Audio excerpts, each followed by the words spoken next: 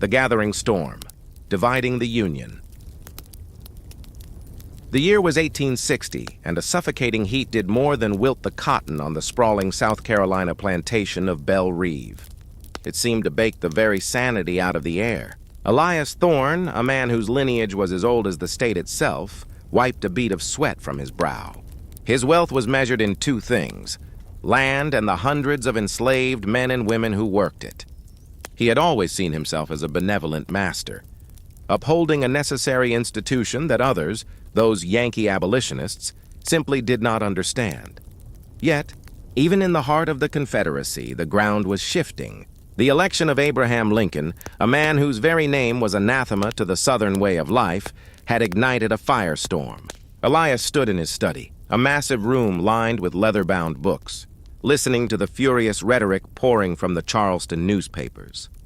Secession. It was a glorious, terrifying word, promising self-determination while risking utter ruin. His son, Samuel, a recent graduate of Harvard Law, entered the room, his youthful face etched with worry. "Father, we need to speak with caution.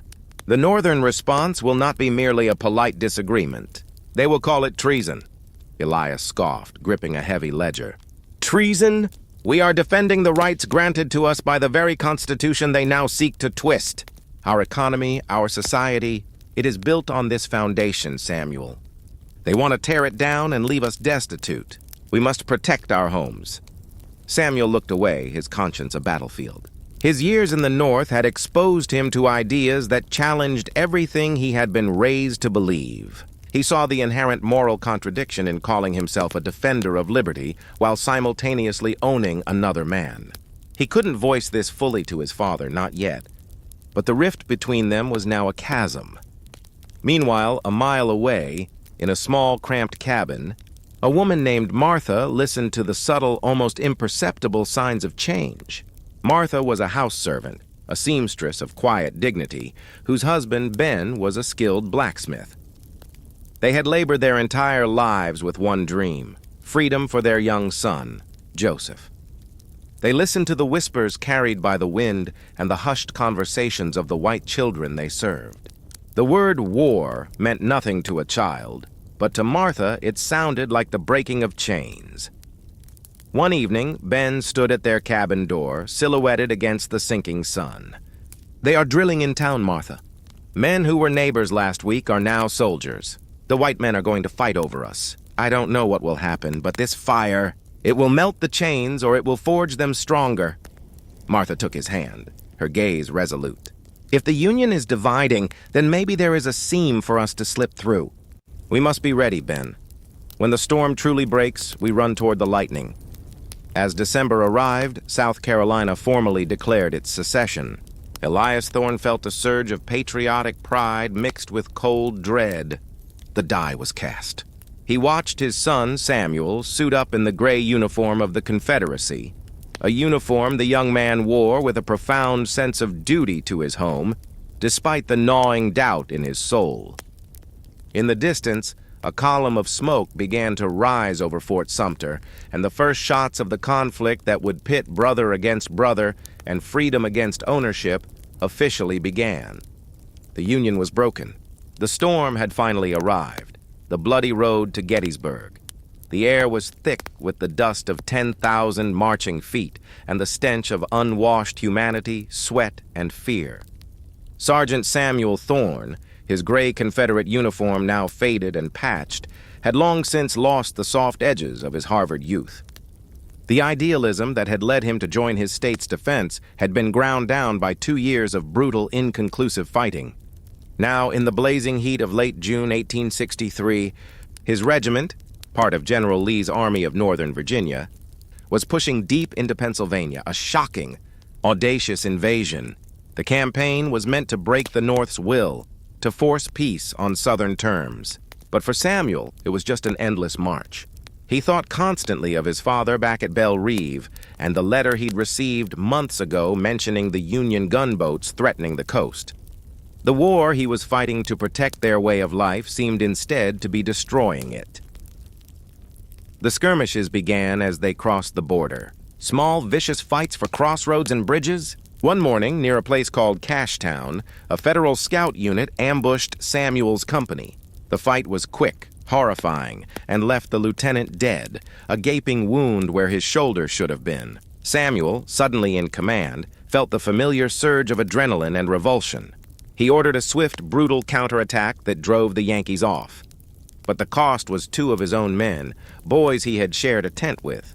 That night, lying beneath a cold, alien Pennsylvania sky, Samuel couldn't sleep. The northern fields were lush, unscarred by the war that had ravaged the South. He found himself envying the peaceful farms, the absence of the constant shadow of anxiety that hung over his homeland. He pulled out a worn photograph of his mother and stared at the familiar, gentle face, wondering if she would even recognize the hardened, haunted man he had become. Meanwhile, moving rapidly south to intercept the invasion, a young Union messenger named Thomas "Tom" O'Malley raced toward the small town of Gettysburg. Tom, barely 20 and from a poor Irish family in Boston, had joined the Union cavalry seeking adventure and a steady wage, finding instead the grim business of war. His mission: to relay critical intelligence about the converging Confederate columns to General John Buford's division. Tom had little stake in the moral high ground of the war. He was fighting to save the Union, a concept as vast and abstract as the sky. But when he saw the columns of gray moving like a tide across the fields, the sight filled him with a fierce, protective urgency. This was his home they were entering, his nation they were threatening. On July the 1st, just outside Gettysburg, Tom delivered his message. Moments later, the crackle of musketry erupted on the ridge of McPherson's Ridge. The battle had begun. From his position, Samuel Thorne heard the terrifying cacophony, the roar of cannon, the shriek of shells, the incessant rhythmic slaughter of rifle fire. He knew instantly that this was no skirmish. This was the battle for the entire war. He tightened his grip on his rifle, his breath catching in his throat. The road to Gettysburg had led them all, north and south, to a final bloody reckoning. He closed his eyes for a single moment, whispering a prayer for deliverance, and then charged forward into the maelstrom. Beneath the magnolia, life on the home front, the year 1863, bled into 1864, and the war, which had started with such feverish excitement, settled into a grinding, hungry reality. At Belle Reve, the scent of magnolia blossoms could no longer mask the pervasive odor of scarcity and fear. Elias Thorne was gone, killed at Gettysburg, a fact conveyed by a brief, solemn letter and a returned pocket watch. His wife, Eleanor, a woman accustomed to overseeing balls and ordering fine silks, was now the reluctant master of the plantation. The task was overwhelming. The Union blockade had cut off everything. Coffee, medicine, and the new equipment her overseer claimed was vital. Her own gowns, once symbols of wealth, were now threadbare. She managed the farm accounts, but her real struggle was managing the people. She found herself staring at the ledger, not seeing commodities, but the faces of Ben and Martha, the skilled blacksmith and seamstress. Ben and Martha, meanwhile, saw their opportunity in the chaos. The absence of Elias, the dwindling number of white men, and the daily news of advancing Union troops had created a fragile atmosphere of hope. They continued their work, but their eyes were fixed on the North Star. They had developed a secret network, passing coded messages disguised as mending instructions or ironwork orders to other enslaved people on neighboring farms. The word spread. The Iron Horse, the Yankee General Sherman, was on the move. The most visible change was the hunger. Eleanor now issued meager rations, and the constant grumbling from the slave quarters grew into open defiance. When she tried to punish a field hand for slow work, Ben stepped forward, his eyes steady. "Mistress, the man is weak with hunger. The corn is meager. We are working for a war that does not feed us." For the first time, Eleanor saw not an asset, but a man holding a line.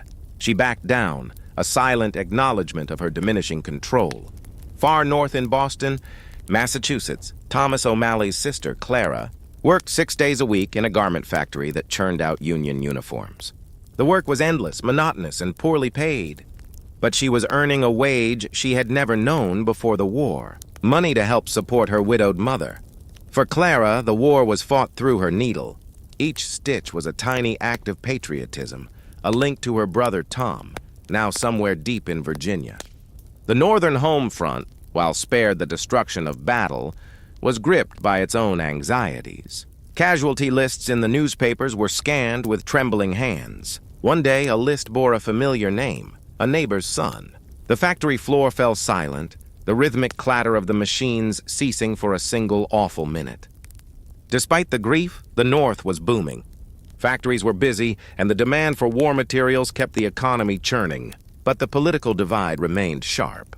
Clara heard the Copperheads, those in the North opposed to the war, complain about conscription and the new radical idea of emancipation. "This is a white man's fight," they would shout in the streets. Clara, folding a newly finished woolen coat, felt a quiet fury. No, she thought. It's about making a new country, a better one. She looked down at the rough army-issue fabric, thinking of the Southern enslaved people, of Martha, whom she had only read about in abolitionist pamphlets. Back at Belle Reve, a single Union soldier, a scout separated from his unit, appeared on the grounds. He was thin, exhausted, and bleeding. Eleanor, terrified but adhering to a strange Southern code of hospitality, took him in to nurse him secretly. Ben watched the proceedings from the shadows. The scout was the key. He was a piece of the outside world, a walking symbol of the new order. The storm was no longer gathering. It was in the house. Ben and Martha knew their moment was close, the final, desperate flight to the lightning. A whisper of freedom. The emancipation's echo, the presence of the wounded Union scout, Private John Davies, at Belle Reve was a dangerous, volatile secret. For Eleanor Thorne, it was a terrifying violation of her home. For Ben and Martha, it was a lifeline. Hidden in the old smokehouse, John was nursed by Martha, who risked the lash, or worse, every time she carried him water and clean bandages. Yet, with every whispered exchange, a bond of radical hope was forged. "They're coming, ma'am," John rasped one night, his fever broken but his voice weak. "Sherman's army is cutting a path. General Lee's forces, they're scattered." But the real news he brought was the most potent weapon of all, the formal announcement of the Emancipation Proclamation. Martha listened, her heart pounding a frantic rhythm against her ribs. The proclamation, a whisper of freedom that had finally traveled south. It was not merely a military decree.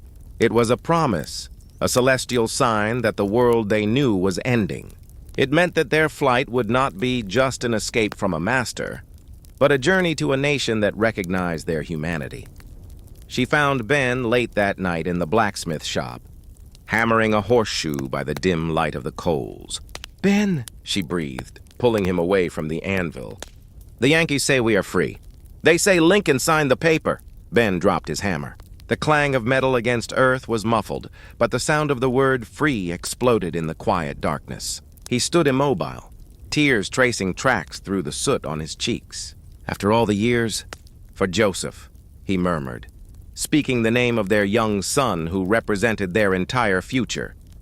Their plans, once vague and fearful, now became sharp and desperate. The Union scout John was well enough to move. They decided to make their escape under the cover of a brewing autumn storm, taking young Joseph with them. Their aim was to reach the nearest established Union lines, a journey of over 50 perilous miles through Confederate-held territory. Eleanor, increasingly isolated and paranoid, sensed the change in the air. The enslaved workers moved with a new, subtle confidence. One morning she found the kitchen silent and empty. The field hands were gone.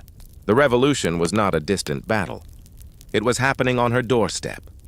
When Eleanor finally discovered the empty smokehouse, her terror turned to a cold, hard rage. The slave who had always seemed the most compliant, the most dependable, Martha, had betrayed her.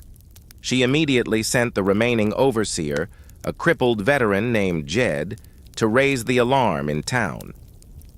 Ben, Martha, and Joseph, guided by the limping John Davies, moved through the pine forests. The scout showed them how to read the moss on the trees for direction and how to silence the boys' soft whimpers. Ben, a man who had forged iron, now relied on the sheer strength of his own will, carrying his son on his back. Every snap of a twig, every distant bark of a dog, sounded like Jed's heavy footsteps behind them. As they reached the banks of the swollen river that marked the unofficial border of Union control, they heard the distinct baying of hounds. They had been discovered. John immediately drew the single rusty pistol he carried. "Go, run! I'll buy you time." Ben refused. "We go together, soldier." They plunged into the freezing water. The echoes of Jed's frantic shouts and the baying dogs faded as the great river swept them toward the far bank. They climbed out, shivering and exhausted, pulling Joseph's small, trembling body to shore. As the first rays of the dawn broke over the water, washing the fear and the darkness away, Ben looked back at the retreating land of bondage. There was a sound in the distance, not of dogs or masters, but of rolling cannon fire, the sound of the Union marching. They were not just free. They were on new ground, consecrated by the promise of the emancipation's echo. The scarred dawn, reconciliation, and the long shadow. The war had ended, not with a flourish of triumph, but with the quiet, exhausted crumpling of a nation. It was the spring of 1865. The guns were silent, but the wounds were loud. Sergeant Samuel Thorne, discharged after the surrender at Appomattox, returned to Belle Rive to find ruin. The Grand Magnolia, namesake of the plantation, was scarred by a lightning strike and half its branches lay shattered. The house stood, but the furniture was mostly gone, looted by retreating troops or simply decayed. His mother, Eleanor, aged far beyond her years, was presiding over a desolate kingdom of weeds and debt. The most profound change was the silence in the slave quarters. They were empty. The labor force that had fueled the Thorne wealth had vanished, following the whisper of freedom. When Samuel finally spoke to his mother about the future, she merely shook her head. "There is no future, Samuel. The land is worthless without the labor. Your father died for nothing." Samuel, however, felt a strange, unsettling blend of grief and unexpected clarity. The war had stripped him of his arrogance, leaving behind a man who understood the bitter price of the institution he had defended. He knew the Union victory was necessary, even as it had destroyed his home. His first act was to find Ben and Martha. They had settled in a contraband camp near the coast, now a bustling provisional town for the newly emancipated. Ben, Martha, and Joseph lived in a modest cabin, where Ben was quickly becoming the busiest blacksmith for miles, mending farm tools and military wagons alike. They were not wealthy, but they were free, and the difference was a light in their eyes that had never been there before. The day Samuel rode into the camp, dusty and wearing civilian clothes, a profound silence fell over the bustling yard. Ben met him at the forge, his gaze wary and hard. "Master Samuel," Ben said, the title now a verbal formality devoid of submission. "Ben," Samuel replied, dismounting. He did not extend his hand. "I did not come to claim anything. The war is over. You and Martha are free. I came to ask you to come home." Ben's laugh was sharp and humorless. "Home? Belle Rive is not my home, sir. It is where my wife toiled and my son was born into chains. Why would I return?" "Because the land needs honest work and I have none to pay for it yet," Samuel admitted, his voice low with humility. "I want to start a sharecropping arrangement. A fair one. I have the land. You have the skill. We can rebuild together as equals, not as master and property." Martha emerged from the cabin, her hand on Joseph's shoulder. She studied Samuel, seeing not the old master's son, but a broken soldier carrying the weight of a lost cause. The offer was a risk. The long shadow of the past stretched everywhere. Yet, working the land they knew, where their dead were buried and where their son was born, offered its own dignity. "We will not live in the quarters," Martha stated, her voice firm. "We will have a contract signed and sealed.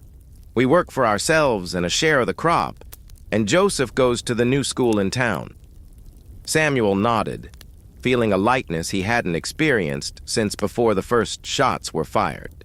Agreed, every word, as the three of them, a former Confederate, a freed blacksmith, and his determined wife, walked toward Samuel's waiting horse.